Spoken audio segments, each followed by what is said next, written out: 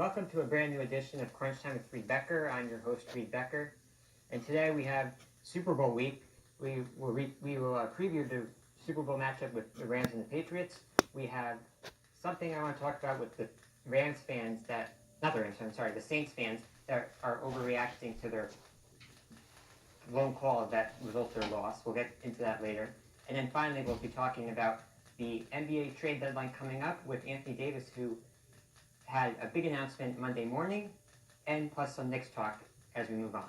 But we'll start with the Super Bowl preview, Super Bowl 53 in Atlanta, Rams and Patriots.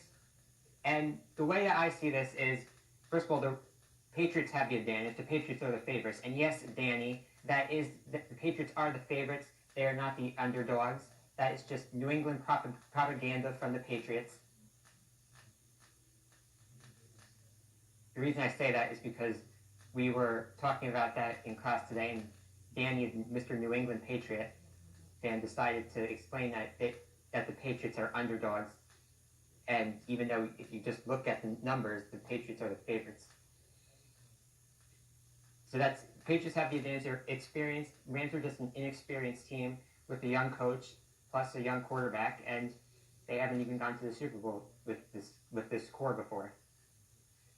The only chance that the Rams have of winning this game is if they get pressure on Brady. That's the only chance that they will have with winning this game.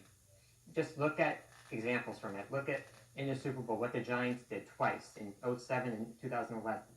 If they got pressure on the quarterback, once you get pressure, because the thing is, once you get pressure on Brady, what will happen is he'll basically just fold and he'll just fall apart. If you get pressure on him, he won't, because throwing is his game. So if you get pressure, he's not going to run. He's not mobile. So you'll get more stops on defense. You've got to get pressure, though. Just look at what happened last week with Kansas City. They got no pressure whatsoever. And that's a reason of why they lost the game. So the way I see this is, and for people that have said that this game will be a high-scoring game, I think if the Rams can keep up with the Patriots scoring, which is very possible, I think it will be a close game. It'll just, again, come down to the Rams' ability to get to Brady and their ability, see if they can get past the trouble of being an inexperienced young team. So I'll make a pick for this game then. I'm going to say that the Patriots will win this game just because, as I've mentioned, with experience, with the greatest quarterback of all time, with one of the greatest coaches of all time versus an inexperienced team, I just don't see the Patriots losing this game. Moving on. So we were off last week, but I wanted to touch on this now. Saints fans, well, first of all, before we even get to the Saints fans, the Saints lost to the Rams in the NFC Championship game. But this is where we're going to bring in Reed's rant because this has been getting ridiculous. Saints fans have been way overreacting to their blown call in the NFC Championship game in the fourth quarter. Yes, it was pass interference. Obviously, he pushed him out of bounds. It was pass interference. But that did not cost the Saints the game at all.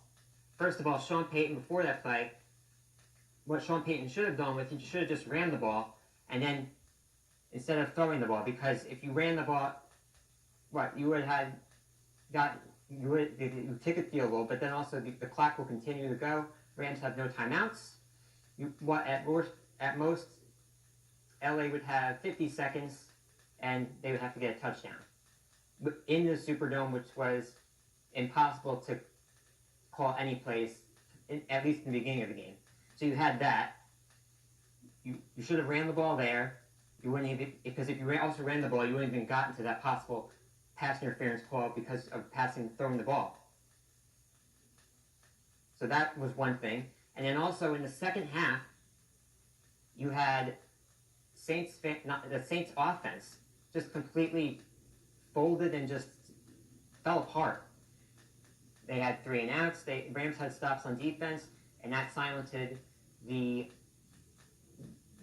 New Orleans crowd. That's another reason why you lost.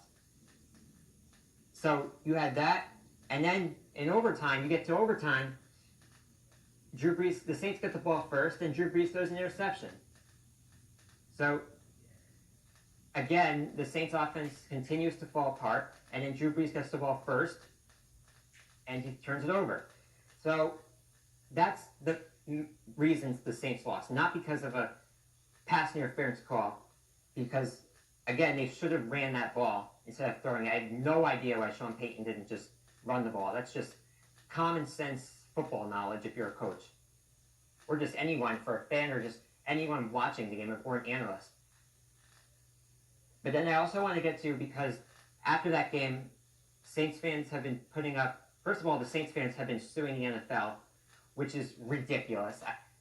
It sounds like recently I heard that they were trying to get, it was possible that Goodell would have to talk in front of the judge, but here's the thing, that is the most absurd thing. Saints fans are acting like as if their team is the only one that has been given, that have lost on bad calls in a playoff game. I guarantee that's 100% false, and I hope Saints fans lose this case, and I will thoroughly enjoy them getting no progress and basically just wasting their money on something that's irrelevant when you just look at the current events that are going on in this world right now. So Saints fans, enjoy losing your money, and I can't wait to see you lose this case unanimously. Go from the football to the hardwood and basketball. So Anthony Davis had a huge announcement on Monday morning from Adrian Wojnarowski of ESPN. Anthony Davis requested a trade. He's not willing to sign an extension with the Pelicans when his contract's up in 2020.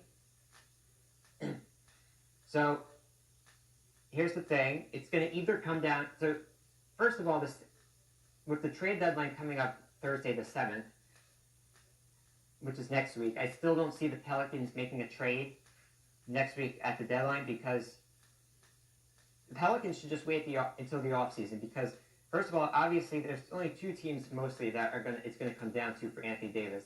It's either going to be the Lakers or the Celtics. The Lakers are going to try the most they could offer right now at the deadline to try to get Anthony Davis, but they won't have a great shot at it, because, again, why should New Orleans just accompany Anthony Davis now when it sounds like Anthony Davis, his main choice, it sounds like, is the Lakers? But why should New Orleans accompany him when they could listen to Boston's offer? Although, even though Boston can't offer right now, because of the Rose Rule and with having Kyrie Irving on their roster right now, they are not able to get Anthony Davis right now, unless they traded Kyrie Irving. But mostly it would have to be like at July 1st when they would trade for Anthony Davis, which is when I honestly think the Pelicans are waiting for. The Pelicans just wait for the offseason, because then Boston will be able to offer a trade, and it sounds like Boston's willing to give up anything, so it sounds like even, yes, Jason Tatum, they would be willing to give up. I mean, you just look at it.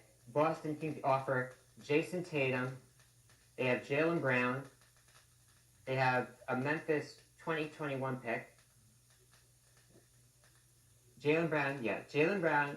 And by the way, they have Terry Rozier, who on another team right now would be a starter. So you have that versus the Lakers, who Lonzo Ball, who is right now, first of all, he's hurt, and he's also average. Plus, if you're gonna take Lonzo Ball, you're gonna have to take the baggage with his dad. You have Kyle Kuzma, who's been good, and then Brandon Ingram, but those are just young, not all of them. Kyle Kuzma is really good as a star right now. We understand that, but looking at it in total, the Celtics as a team have a better assets as players right now ready to get than the Lakers do. I understand that that the Lakers want to get him, but I also understand the other thing is also Anthony Davis wants to go to the Lakers, and it sounds like people were saying before that Anthony Davis wouldn't go to any other team and he would only re-sign with the Lakers. Well, it's starting to sound like now that that's not true, and then he might not re-sign there, but actually that's not true. It sounds like he might not re-sign with the Lakers, but other teams such as Boston are willing to give up as much as possible to acquire Davis. And what that's making me think of is if the Lakers do not get Anthony Davis by the trade deadline next week, which I don't think they will, this reminds me of Paul George from a couple years ago when the Lakers were trying to trade for Paul George. They tried trading for him, but then they couldn't get him. They weren't willing to give up the players that Indiana was asking for. And then they just decided to try to take a chance and just get him when he becomes a free agent after that season. Well, as we all know what happened, of course, Paul George then gets traded to Oklahoma City. He plays a year in Oklahoma City. He gets hooked on staying in OKC. And the Lakers missed out on someone they had their eyes set on from before that season even started. And that was on Magic Johnson's term as Lakers GM or president. So you have that. So this is exactly what it reminds me of because, yeah, so Boston, it sounds like, as I said, is willing to give up their best players for, including Jason Tatum, for Anthony Davis. So I would, as of right now, I would have to say that Anthony Davis would be traded to Boston. And he goes to Boston. The New Orleans gets Boston's players, and then the Lakers miss out once again on another free agent, someone that they had their eyes set on. They've been wanting Anthony Davis for a couple of years now to pair with LeBron once they got LeBron. And this is exactly how it feels because he's going to go to Boston, and then they'll miss out. Is it the Lakers' fault that they didn't act as quickly? No. I mean, they're trying to offer the best that they can with the most that they have. But again, at the end of the day, Boston has the better assets. So then, if the Lakers, moving back to the Lakers side of this though, if the Lakers do wind up missing out on Anthony Davis, and then in the offseason as well, the way I see this is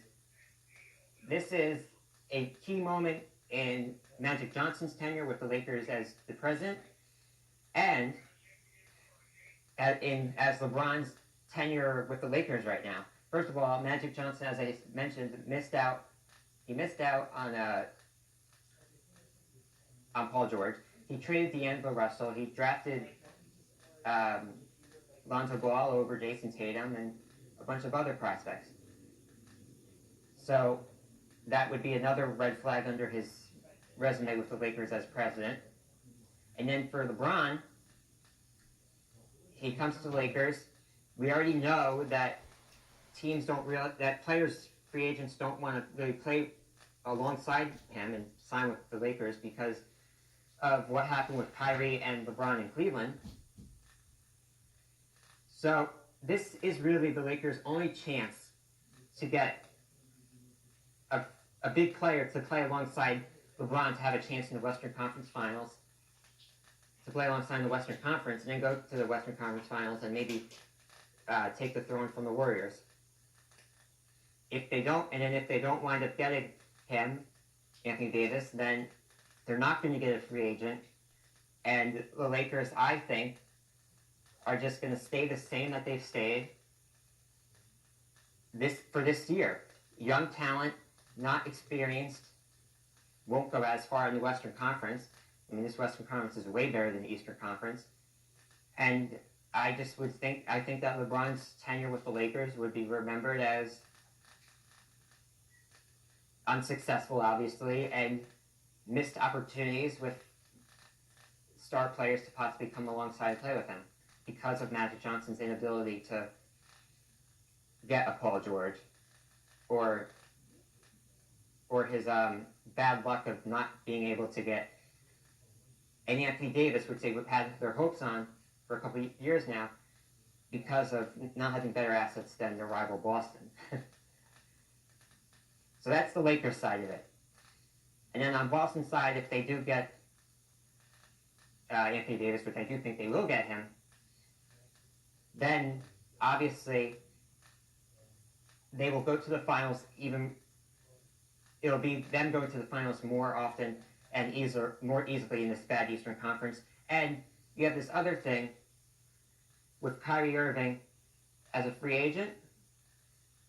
First of all, I'm going to just flat out say this. I do not think there was a report from Bleacher Report that he could team up with LeBron again with the Lakers. I cannot see that happening because of what happened in Cleveland with LeBron. I think Kyrie wants his own team, which he has right now in Boston. So he will not go to the Lakers. You can write that off right now. I don't care what any report says. And then, so you have that. And then, if he doesn't go to the Lakers, I think he'll either stay in Boston, even though Chris Haynes said that there's a growing sense that maybe he won't. But he'll either stay in Boston or he'll just sign elsewhere where he can have his own team. Whether that would be the Knicks, or if he was to go across the river to Brooklyn. I don't think that would really happen. But if he does wind up leaving Boston somehow, I'll say, then I think it would be the Knicks. Because he's from the New York area, from New Jersey.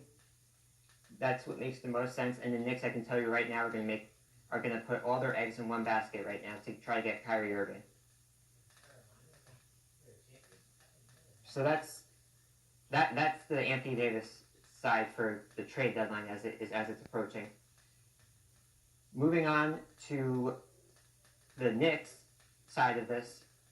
First of all, we'll start with as the trade deadline's approaching, but we'll start with the Anthony Davis side of this because we did see basically Brian Windhorst of ESPN mentioned that Anthony Davis, there's a good chance he would want to possibly re-sign with the Knicks if he was traded there.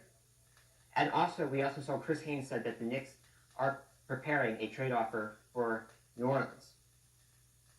Now, I don't see the Knicks. I can see why the Knicks are trying to make a trade offer for him, because the Knicks are trying to, first of all, get off salary cap, so they'll trade their salary cap if they have to try to get Anthony Davis. So you have that. And then, so you trade off your salary cap, and then they're also, if you get Anthony Davis, that's a better chance of attracting a big-time free agent, such as a Kyrie Irving or a Kevin Durant, to come to the Big Apple and play at Madison Square Garden. Because if you have a big player like that, that would be really attractive for a big-time free agent like that to want to come play with the Knicks, which has been a dumpster fire since the early 2000s. But yeah, so I understand why the Knicks are doing that. And if they were to get him, yes, you would trade Enes Kanter, who I think will be gone anyway, because of the way he's been angry with the Knicks, and he's been sharing that in front of the New York media. So you have that. He'll be gone, and that's someone that the Knicks would be able to get rid of for possible Anthony Davis. Then you have Tim Hardaway Jr. He has a big contract. I don't see the Knicks trading Tim Hardaway Jr. They'll try to get rid of him, but I think teams will wind up wanting a Knicks draft pick, which I can't see them be willing to give up for Tim Hardaway Jr. So they'll try to get rid of him, but I don't see him being moved at the deadline. And then Courtney Lee will also be gone too as well, though. Courtney Lee will be gone. Knicks are trying to get rid of him, dump some salary as well.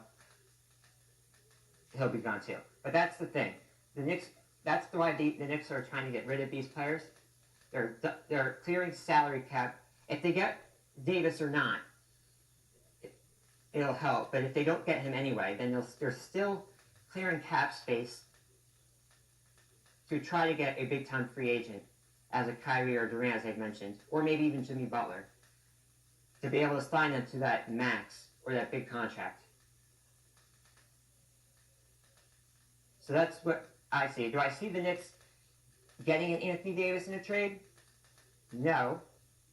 I mean, the most that they would have to offer would be Kevin Knox, Porzingis, their draft pick this year. I mean, you could try throwing in Tim Hardaway Jr., but, I mean, that's really it. I mean, unless you want to throw in, like, a Moutier or Robinson instead. But that's really, I can tell you right now, New Orleans would want Porzingis and their draft pick. Although I can also tell you that right now there's much better offers for New Orleans to take than this Knicks offer, such as Boston or even LA's is better than that. So you have that for if the Knicks were trying to make a trade offer. I do not see that happening though.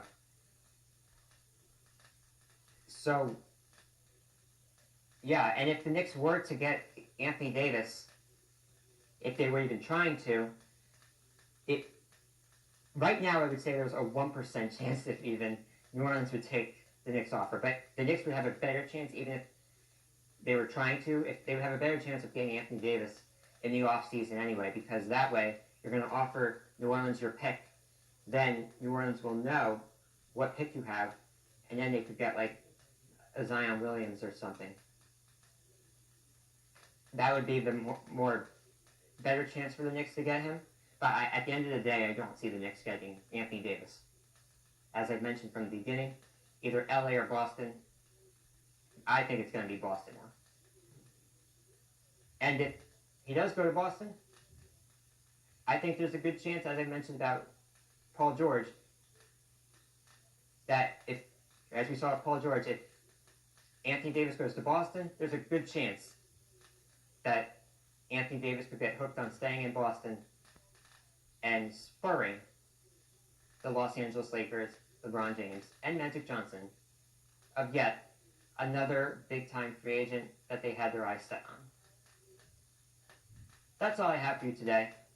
I'm your host, Reed Becker, and we'll see you next week here on Crunch Time.